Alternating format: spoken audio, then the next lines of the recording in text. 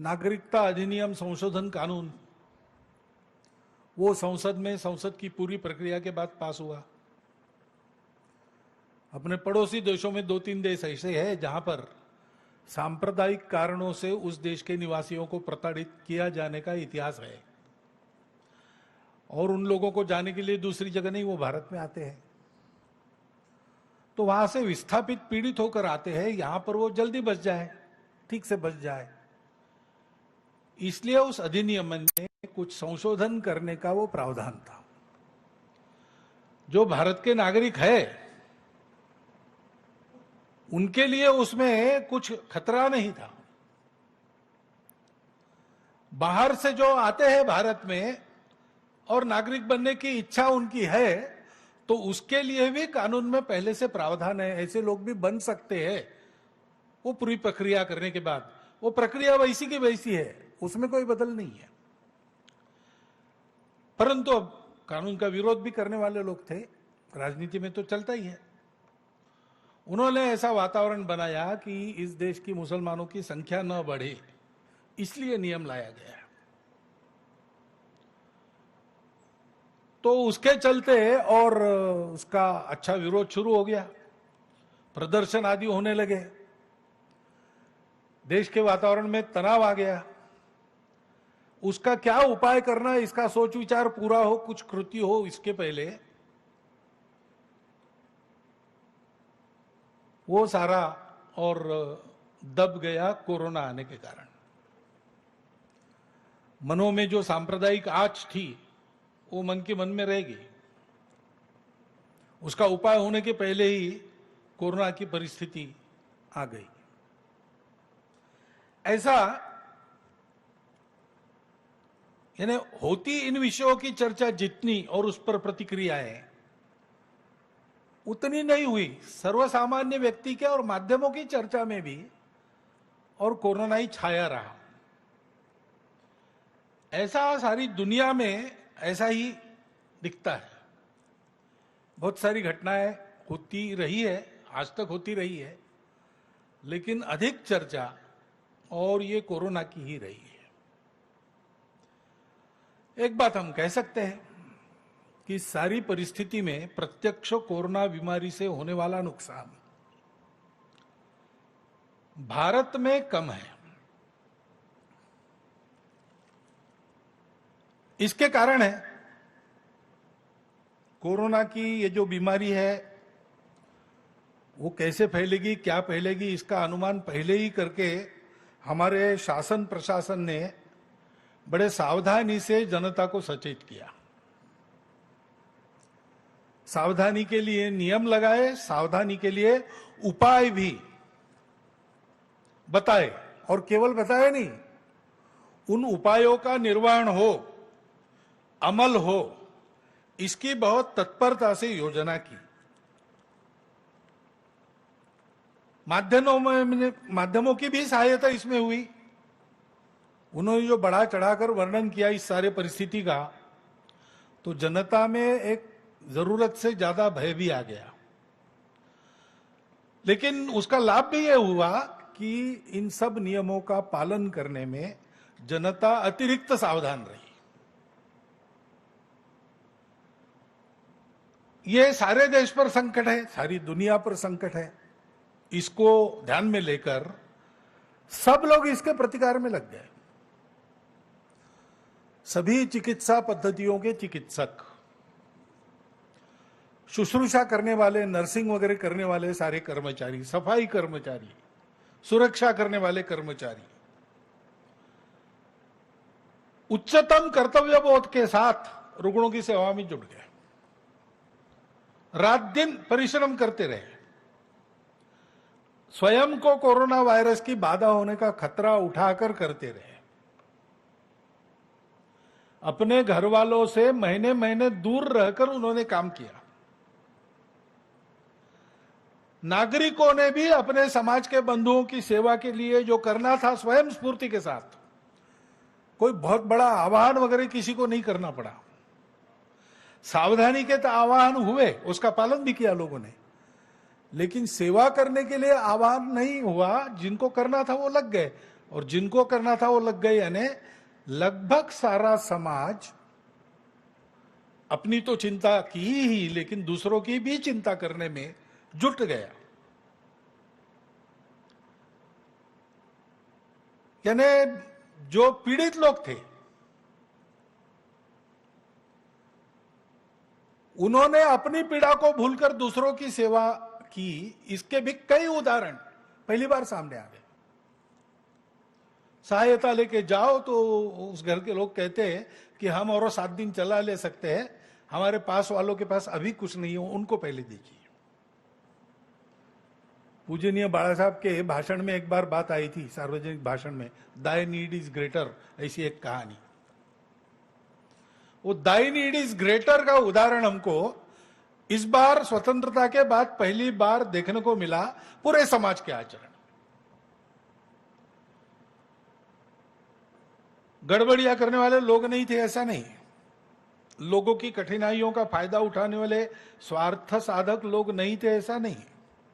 उसके कारण कठिनाई, नुकसान ये भी हुआ, लेकिन बड़ा चित्र तो शासन, प्रशासन, जनता, इनका परस्पर विश्वास, परस्पर सहयोग, स्वयं स्फूर्ति से मन में सेवा भाव लेकर जो बनता है समाज के लिए वो करना। मातृशक्ति भी लग गई, बिना कहे भोजन पकाकर और पहुंचाने लगी, मास्क बनाकर और मुफ्त में बांटने लगी। ऐसे कई उदाहरण मिलते हैं। हम देखते हैं कि स्वतंत्रता के बाद शायद इस प्रकार का अनुभव विशेषकर अपनी नई पीढ़ी ने ये पहली बार लिया होगा। अपने समाज की एक रसता का, सहज करुणा का, शील प्रवृत्ति का, संकट में परस्पर सहयोग का, इनको सबको सोशल कैपिटल ऐसा अंग्रेजी में कहते हैं। लेकिन हमारे देश में ये हमारा सहज और सांस्कृतिक धन है। हमारे परंपरागत कुछ रिवाज है, जीने का तरीका है, हमारी परंपरागत चिकित्सा पद्धतियां है आयुर्वेद जैसी, कुछ आदतें डाली है घरों के संस्कारों में।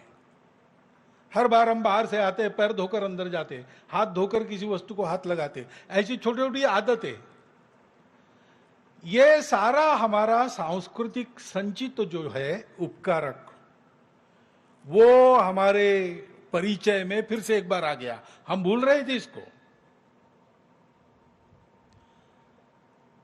और वो सब सहजशील है हमारा, करुणा के स्वभाव का, सेवा के स्वभाव का, वो बड़ा वेग से सारे समाज के हृदय से प्रकट हुआ और सारा समाज एक होकर सक्रिय हुआ।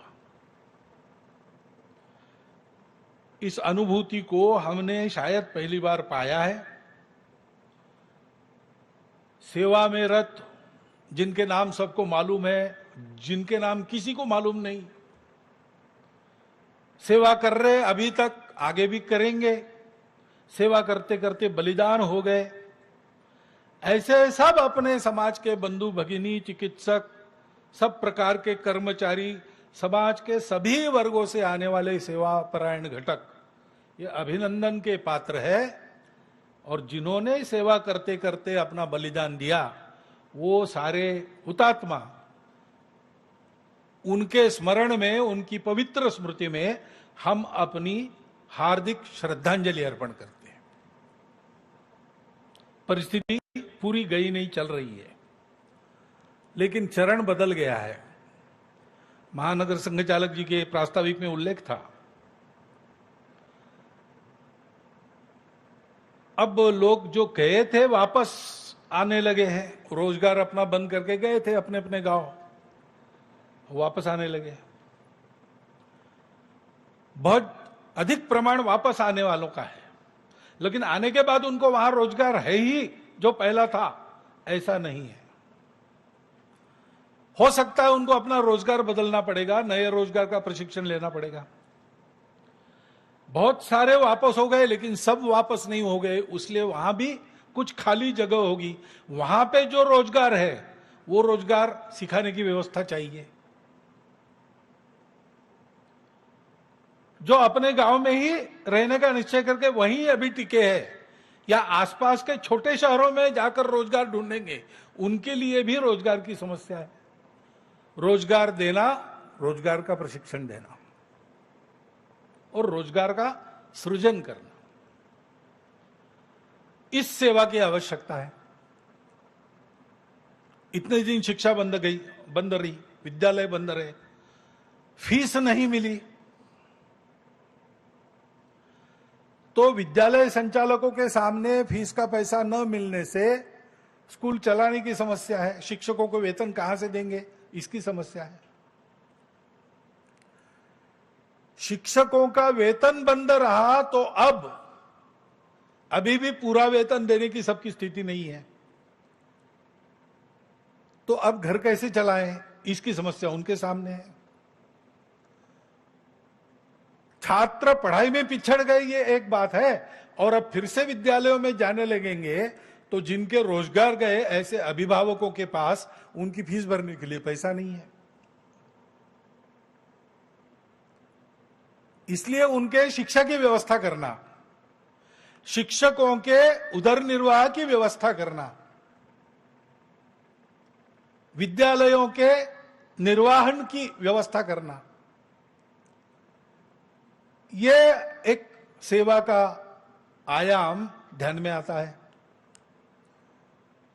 और ये सारी परिस्थिति है, धीरे धीरे इसमें से हम बाहर आने वाले हैं, लेकिन तब तक जो तनाव है, उस तनाव के कारण समाज में, परिवारों में अनेक प्रकार की समस्याएं उत्पन्न होती है, निराशा आती है। उसमें से एक तरफ अपराधों में बढ़ोतरी होने की संभावना रहती है, दूसरी तरफ आत्महत्या की ओर व्यक्ति बढ़ते हैं। ये तीनों विकृतियां न आए, कठिनाई में भी, कष्टों को झेलते हुए भी सामाजिक पारिवारिक जीवन स्वस्थ रहे, इस प्रकार का सलाह परामर्श समुपदेशन उसकी आवश्यकता है। स्वयंसेवक तो ये काम कर रहे हैं और करते रहेंगे जब तक आवश्यकता है, तब तक सेवा उनका स्वभाव है। समाज के सभी अन्य लोगों को भी ये ध्यान में रखना पड़ेगा कि लंबे समय तक सेवा करनी पड़ेगी। इस आवश्यकता को समझकर वो अपने प्रयास जारी रखेंगे, ऐसा विश्वास है। अभी तक कोरोना के लड़ते समय समाज ने जो अपना दम दिखाया, ये एक तरह से दम की लड़ाई है, क्योंकि कोरोना के बारे में बहुत जानकारी नहीं है दुनिया में। रूप बदलने वाला विषाणु है, इसकी घटना बदलती है, बहुत शीघ्र फैलता है, बहुत शीघ्र पकड़ता है, लेकिन हानि का प्रमाण कम है। हानि करने की उसकी क्षमता अन्य विषाणुओं के तुलना में कम है, इतना ही दुनिया में उसकी जानकारी है। इसलिए लंबे समय तक इसके साथ रहना पड़ेगा, इसको जीतना पड़ेगा। तो उस दम को कायम रखते हुए इस दम की लड़ाई में हम कोरोना को पराजित करेंगे, इस संकल्प के साथ वो सेवा जारी रखनी चाहिए। इस वातावरण के आर्थिक सामाजिक परिणामों से अपने बंधुओं का और स्वयं का बचाव करते रहना चाहिए। उसके लिए जो जो आवश्यक है वो सब करना चाहिए। कोरोना से डरने की आवश्यकता नहीं है, लेकिन सावधान रहना, दक्षताएं उनका पालन करना, इसकी आवश्यकता है। अब धीरे धीरे जीवन तो रुक नहीं सकता, बंद तो नहीं रह सकता, तो उसका खुलना प्रारंभ हो गया है। व्यवहार, सामाजिक व्यवहार, आर्थिक व्यवहार, ये सब शुरू हो रहे हैं और शुरू होने पड़ेंगे, रुकिए नहीं रह सकते। लेकिन ऐसा जब शुरू होता है तो कोरोना से बचने के सारे नियम अनुशासन और कोरोना से समाज को बचाने के लिए आवश्यक कर्तव्य, सेवा आदि, इसका निर्वाह हमको सतत करना पड़ेगा। ये दायित्व हम सभी का है। ये जो नया रूप समाज का हमने देखा, एकजुट खड़ा होकर, और जितना बड़ा संकट है उससे बड़ा रूप धारण किया समाज की सेवा ने, उसको जब हम देखते हैं तो कई और बातें ध्यान में आती हैं। अंतर्मुख होकर विचार हुआ केवल अपने समाज में नहीं, सारे विश्व में ही ऐसा हुआ। सिंहावलोकन, आत्मावलोकन करने लगे लोग, और इसलिए एक शब्द बार बार सुनाई देता है आजकल, न्यू नॉर्मल, ऐसा कहते हैं। यानी क्या, किस परिस्थिति ने हमको कुछ अनुभव दिया। एक तो बात है कि कृत्रिम बातें जो हमारे जीवन में घुस गई थी, वो हमको जबरदस्ती बंद करनी पड़ी, और ये ध्यान में आया है उनके बंद होने से नुकसान कुछ नहीं, फायदा है। अब कल ही एक बात सुनी, एक सज्जन के घर विवाह के लिए जाना है कुछ दिनों के बाद, लेकिन ये परिस्थिति चलेगी ऐसा मानकर उन्होंने और उसकी व्यवस्था की है। तो वर पक्ष वधू पक्ष दोनों की ओर से आने जाने वालों की संख्या कम है। जो आने वाले हैं उनको भी वो एक दिन सबको नहीं बुलाएंगे, वो उनके समूह बनाकर अलग अलग दिन बुलाएंगे ताकि भीड़ न हो। मास्क वगैरह सारी बातों का और व्यवस्था वगैरह सब ठीक रहेगी, देखेंगे। तो ये सब वो बता रहे थे कि आप आएंगे तब ऐसा देखेंगे। और उन्होंने कहा ये सब हुआ तो सारी फिजूल खर्ची हमारी टल गई, और हम दोनों तरफ के यानी वधू पक्ष और वधू पक्ष, वर पक्ष और वधू पक्ष दोनों को, और 3-4 लाख रुपए खर्चे की बचत हो गई। तो ऐसी बातें तो हमारे ध्यान में आई। हम जिन बातों के बिना रह नहीं सकते थे ऐसा हमको लगता था, उन बातों को छोड़कर हम रहे। आवश्यक क्या है, अनावश्यक क्या है, इसका आईना हमारे सामने खड़ा हो गया। नित्य क्या है, अनित्य क्या है, कृत्रिम क्या है, वास्तविक क्या है। वास्तविक बातें चलती रही, कम मात्रा में चली होगी लेकिन चलती तो रही। ये सारा हमने देखा, उसका विवेक हमको एक तरह से फिर से मिलने के लिए आया, हमने उससे फिर से भेंट की। और ऐसा चलने के कारण हमने देखा कि 8-10 दिन के बाद ही हवा में हमको ताजगी का अनुभव हुआ। ये सर्वसामान्य प्रतिक्रिया है सारे देश में। नदियों नालों के पानी में हमने स्वच्छता देखी, क्योंकि जो बातें बंद हो गई उसके कारण वहां गंदगी छोड़ना भी बंद हो गया। हमने अनेक प्रकार के पक्षी अनेक वर्षों के पश्चात फिर से खिड़की के बाहर हरियाली पर बगीचे में देखे। ये आनंद हमको मिला, अनावश्यक हमने छोड़ दिया, और जो आवश्यक हमने इन बातों के चलते दूर किया था, इसको भयवश क्यों न हो, मजबूरीवश क्यों न हो, अपनाया तो उसका आनंद हमको मिला। सारे विश्व में ये अनुभव है। अपने जो सांस्कृतिक रीति रिवाज है उसका महत्व फिर से ध्यान में आ गया, स्वच्छता का महत्व ध्यान में आ गया। पुराने अपने और उपचार पद्धति में जो दवाइयां बताई है, हमारे आंगन के पेड़ पौधों का क्या उपयोग है, ये हमारे ध्यान में आ गया। और इसलिए अभी विचार शुरू हो गया है कि ये जो पुराना उपयोगी हमने गलती से छोड़ दिया था, अभी फिर से मिल गया है। देश काल सुसंगत रूप में उसका आचरण फिर से कैसा करे, उन बातों का महत्व, उन बातों की शाश्वतता हमारे ध्यान में आई है। हमारे सांस्कृतिक मूल्यों पर वापस आकर आचरण करना कितना उपयोगी है, यह हमारे ध्यान में आ गया है। कुटुंब व्यवस्था की महत्ता, पर्यावरण के साथ मित्र बनकर जीने का महत्व, ये दिखता है पूरे विश्व में। सोचने की दिशा में परिवर्तन आया है।